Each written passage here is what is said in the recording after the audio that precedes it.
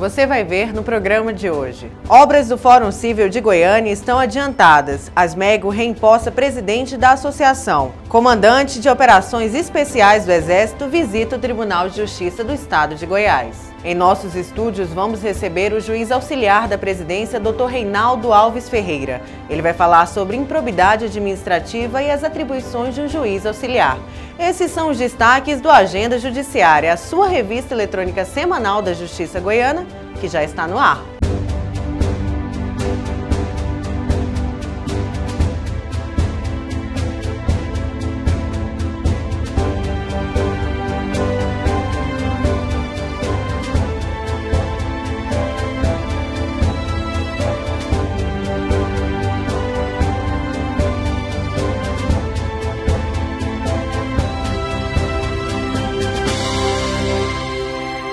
Um ano depois do início das obras, veja como está o andamento do novo prédio do Fórum Cível. Mais de 100 operários estão envolvidos diretamente nas obras da construção do Fórum Cível de Goiânia. O prédio está sendo construído no Parque Los Angeles e já encerrou a fase de fundação. A fase de fundação é uma fase que exige muito cuidado técnico, entendeu? A gente tem que avaliar os projetos muito bem e locar a obra, temos que ter um cuidado redobrado aí, no caso aqui foi usado procedimento topográfico e procedimento convencional de locação de obras. Com a conclusão aí da fundação agora, a gente entra numa fase de estrutura, onde a obra começa a ter uma escala mais industrial. Apesar do período chuvoso, as obras não sofreram atrasos. Segundo o diretor de obras do Tribunal de Justiça do Estado de Goiás, Luiz Cláudio Dias Ferreira, o andamento está dentro do prazo esperado. Ela está totalmente dentro do prazo. A gente tem acompanhado, tem uma equipe técnica aqui residente dentro da obra. Temos também o apoio de todo o pessoal técnico da diretoria de obras e ela sim está plenamente dentro do cronograma físico, financeiro, dentro do programado. Em abril de 2013, uma cerimônia reuniu autoridades políticas, desembargadores e juízes. Na ocasião, o presidente do Judiciário Goiano, o desembargador Ney Teles de Paula, assinou a ordem de serviço. Em outubro do mesmo ano, ele retornou para uma visita acompanhando os trabalhos da obra. Atualmente, esta é a maior obra de edificação pública do estado de Goiás. A expectativa é de que a obra continue o seu decurso de forma natural, sem atrasos, sem as intercorrências dos famosos aditivos. Nós temos tido bastante tranquilidade com a execução da obra, a fiscalização é integral, há um engenheiro residente na obra, nós não tivemos maiores transtornos, tanto que a obra transcorre sem atrasos, ela está dentro do cronograma, é uma empresa sólida, tem conseguido manter com o tribunal os prazos estabelecidos em contrato, de modo que a nossa perspectiva é bastante positiva quanto ao término da obra dentro do cronograma. A previsão de conclusão do Fórum Cível de Goiânia é de 42 meses. O prédio irá abrigar 60 varas cíveis da capital. O presidente do Tribunal de Justiça de Goiás recebeu visita do comandante de Operações Especiais do Exército. O comandante de Operações Especiais do Exército Brasileiro, General Júlio César de Arruda, fez uma visita de cortesia ao presidente do Tribunal de Justiça do Estado de Goiás, desembargador Ney Teles de Paula. Durante o encontro, o presidente do Judiciário levou o general para conhecer a Corte Especial do Tribunal e a galeria de fotos dos ex-presidentes da Casa. Era uma dívida, que eu tinha com o desembargador Ney Teles, porque ele assumiu, eu também assumi quase que na mesma época. É a minha segunda comissão como oficial general. Antes estava comandando a Academia Militar das Agulhas Negras. Eu assumi o comando de operações especiais aqui em Goiânia no dia 10 de maio do ano passado. E as nossas atividades são muito intensas. O comando de operações especiais ele participa de todos os grandes eventos que estão ocorrendo atualmente no Brasil. E no ano passado estivemos envolvidos na Copa das Confederações, na Jornada Mundial da Juventude, e já estava querendo vir aqui há muito tempo. Então, a visita de cortesia, estreitar laços de amizades e muito satisfeito de conhecer. Eu não conhecia o Tribunal de Justiça, embora já é a segunda vez que eu estou servindo aqui em Goiânia, mas tinha curiosidade de conhecer e também de conhecer e estreitar mais os laços de amizade. Então, esse foi o objetivo da minha vinda aqui, uma visita de cortesia ao desembargador.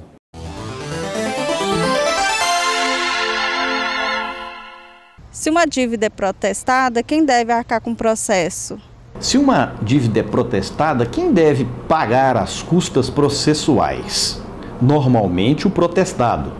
Agora, se houver uma reversão nesse sentido, ou seja, uma nulidade de protesto, ou qualquer reversão em termos de protesto, e você for responsabilizado, aí muda de figura. Você tem que arcar, portanto, com as custas processuais, a não ser que esteja amparado pela assistência judiciária.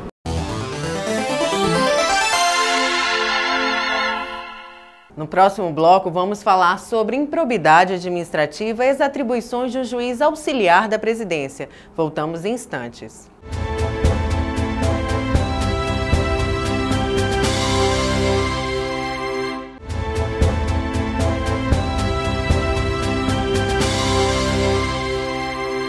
O Justiça em Foco de hoje recebe o juiz auxiliar da presidência, Dr. Reinaldo Alves Ferreira.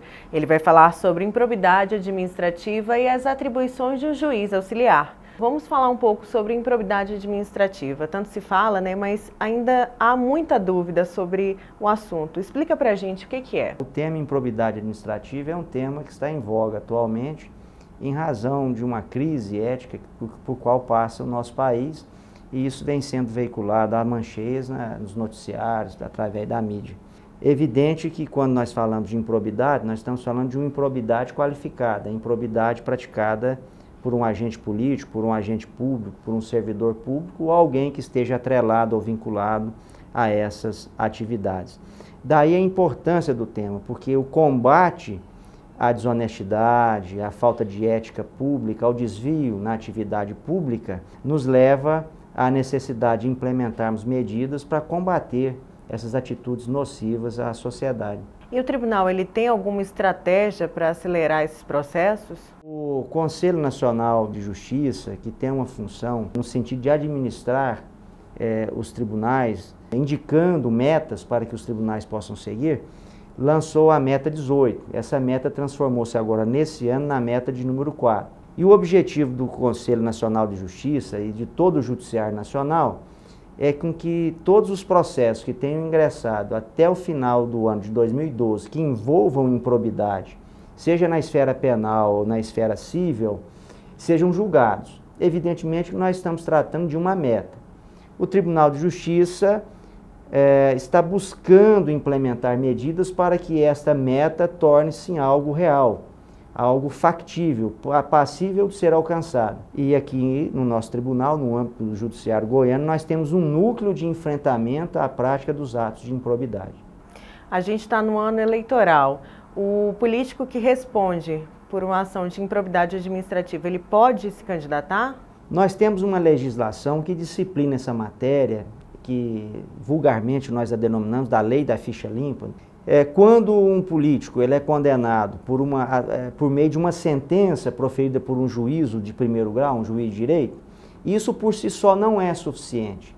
A lei da ficha limpa ela exige que aquela sentença ela seja mantida pelo Tribunal de Justiça. O impedimento à candidatura, portanto, só se fará presente a partir do momento em que a sentença do juiz for confirmada pelo tribunal ou pelos tribunais. Agora vamos falar um pouquinho sobre o juiz auxiliar. O que faz um juiz auxiliar? O juiz auxiliar, na verdade, é um juiz de carreira, um juiz de direito, que exerce uma função de confiança perante a presidência do Tribunal de Justiça.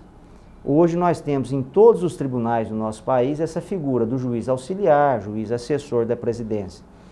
O objetivo do juiz auxiliar é coadjuvar, como o próprio nome está indicando, o presidente do tribunal, na esfera administrativa, na esfera jurisdicional, coordenando programas, como por exemplo essa meta 4 do Conselho Nacional de Justiça, para que o tribunal esteja consentâneo com as medidas indicadas pelo Conselho Nacional de Justiça. Na verdade, o juiz auxiliar é aquele juiz da confiança do presidente, que vai levar subsídios para que o presidente possa nortear a sua administração.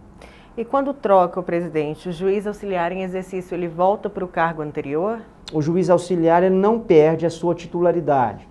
Ele continua titular da vara judicial a qual ele se encontrava vinculado. Se o juiz auxiliar deixa a presidência, mesmo porque é um cargo de confiança, ele vai voltar a exercer a sua função jurisdicional naquela vara judicial que ele é titular.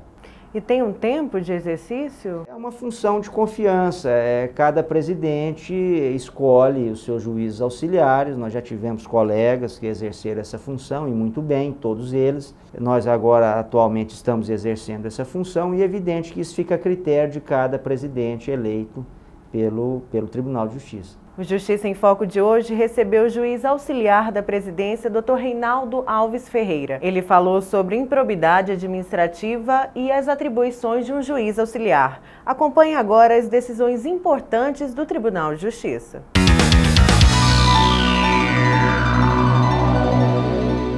Deficiente auditiva atropelada receberá indenização do município de Matrinchã.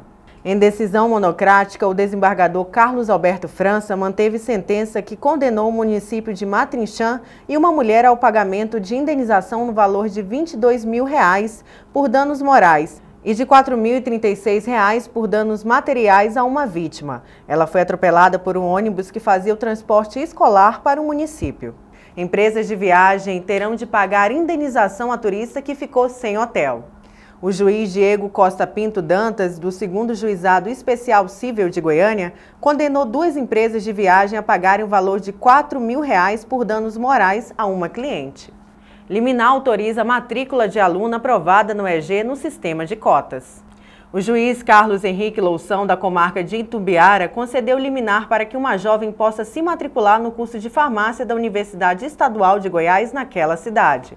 Ela foi aprovada no vestibular pelo sistema de cotas. Contudo, a UEG não permitiu a realização de sua matrícula, sob argumento que ela cursou 1ª e 2ª série do ensino médio em escola particular.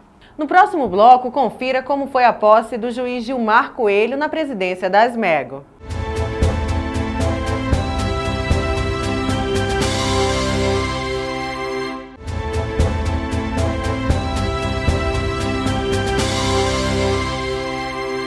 Agora, em fevereiro, recomeça o programa Justiça Ativa. Veja como foi o mutirão de audiências do ano passado. Mais de 400 audiências em 2 dias marcaram a passagem do Justiça Ativa pela comarca de Anicuns. Com a Justiça Ativa, nós estamos adiantando a pauta em cerca de 8 meses. Assim como juízes e advogados, quem também elogiou a iniciativa do programa Justiça Ativa são representantes do Ministério Público. Essa reunião de audiências costuma ser muito proveitosa e muito produtiva. E o resultado é sempre muito bom para a comarca. Ali, aguardando o seu nome ser chamado, cada um dos interessados em resolver suas pendências judiciais carregava consigo a expectativa de um resultado positivo. E foi justamente isso que aconteceu com a costureira Keila Pereira. Ela chegou ao fórum casada e saiu divorciada como ela tanto queria. Para mim, hoje, é muito importante o meu divórcio. Porque eu preciso viver, porque tudo que eu fazia dava tudo errado, porque meu nome era sujo por causa dele. Então agora eu quero ter uma vida ampla, para mim estar podendo dar amor, carinho e dedicação aos meus filhos. Por isso hoje eu recorri a esse divórcio para isso, para mim ter uma vida. Ao longo do ano, outras 16 comarcas receberam o programa. Foram 210 participações de magistrados, o que dá uma média de 72 atendimentos jurídicos para cada juiz. Afinal, foram mais de 5 mil audiências realizadas. Esse grande mutirão movimentou 636 servidores. Eu quero agradecer a todos os servidores do Poder Judiciário que participaram do Justiça Ativa, os magistrados, promotores e advogados que deslocaram de suas cidades, de suas devidas comarcas para participar da Justiça Ativa. Anicuns marca o fim do Justiça Ativa em 2013. O programa começou o ano pela cidade de Caiapônia. De lá, seguiu para Santa Terezinha de Goiás, Itapaci, Padre Bernardo, Jataí, Rubiataba, Mozarlândia, Alvorada do Norte, Nova Crixás, Alexânia, Piranhas, Vianópolis, Itaberaí, Rio Verde, São Luís de Montes Belos, Acreúna e agora chega ao fim em Anicuns. O juiz Gilmar Coelho é reeleito como presidente da ASMEGO. Veja. O chefe do Judiciário, desembargador Ney Teles de Paula, como presidente de honra da Associação dos Magistrados do Estado de Goiás, reempossou o juiz Gilmar Coelho no cargo de presidente da ASMEGO por mais 2 anos. Estou na magistratura há quase 36 anos. Sou associado da nossa ASMEGO há muitos e muitos anos, desde o início. E então, para mim, é uma honra, uma glória pessoal estar na condição de presidente do nosso egrégio Tribunal de Justiça e no momento assim, de modernidade em que a Asmego alcançou pontos de grandes conquistas, né? Nossa magistratura está crescendo, a nossa associação sempre muito bem gerida todo o tempo, há muitos anos, muito bem administrada e que realmente reúne os magistrados. A Asmego foi fundada há 45 anos com o objetivo de assegurar o prestígio social e político dos magistrados junto à sociedade goiana. A entidade hoje possui 659 associados. Com muita alegria e satisfação que eu assumo novamente a presidência da Asmego. Eu assumo com o compromisso, né, de lutar pelas prerrogativas, pelos direitos da magistratura. São vários desafios que nós teremos nos próximos 2 anos, mas com a sinergia dos colegas da diretoria, eu espero que possamos suplantar esses desafios e obter novas conquistas para a magistratura de Goiás. O presidente da entidade, no biênio de 2014 a 2015, conta com o apoio do primeiro vice-presidente, o desembargador aposentado Homero Sabino, e com a juíza de Goianápolis, Cristiane Gomes, como primeira vice-presidente. O trabalho desempenhado que já vem acontecendo tem tido êxito e a minha intenção é auxiliar para que esse êxito continue. Então, nesse sentido, eu tenho procurado consultar os colegas para ver os pontos que ainda tem algumas coisas a acrescentar. E tenho tido contribuição de vários colegas com sugestões. Então, o que eu quero trazer de novo para a Asmego é essa visão do juiz do interior e também da mulher, que no caso aqui eu vou representar e com muito orgulho. A ministra do Superior Tribunal do Trabalho, Delaide Miranda Arantes, o procurador-geral do Estado de Goiás, Lauro Machado, e o vice-presidente administrativo da Associação dos Magistrados Brasileiro, juiz Wilson Dias, representando o presidente da AMB, João Ricardo dos Santos Costa, também prestigiaram o evento. Ele tem feito um trabalho muito importante à frente da associação e a investidura nesse novo mandato vai permitir a continuidade desses projetos e a realização deles, né? Essa posse do Dr. Gilmar é resultado do trabalho desenvolvido no primeiro biênio, né, por ele e sua diretoria, um reconhecimento da classe, né, da luta pela valorização da magistratura goiana, né, o destaque da magistratura goiana agora também no âmbito nacional, na AMB, e tem certeza que ele vai repetir aí no próximo biênio o mesmo êxito que ele teve no primeiro. As associações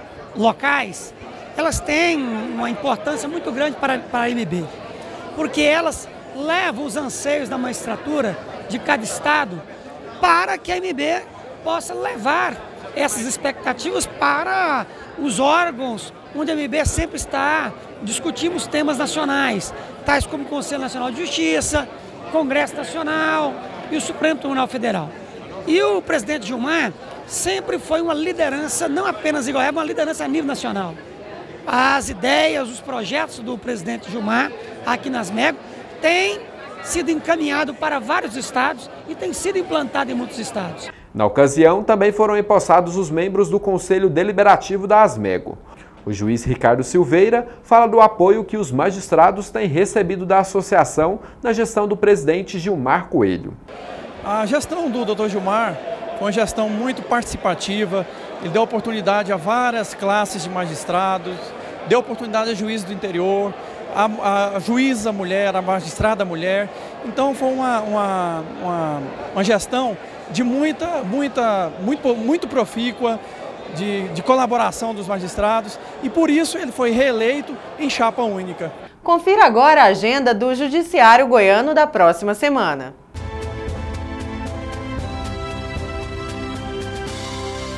Dia 10 e 11 de fevereiro, o projeto Acelerar vai até a cidade de Porangatu para um mutirão previdenciário.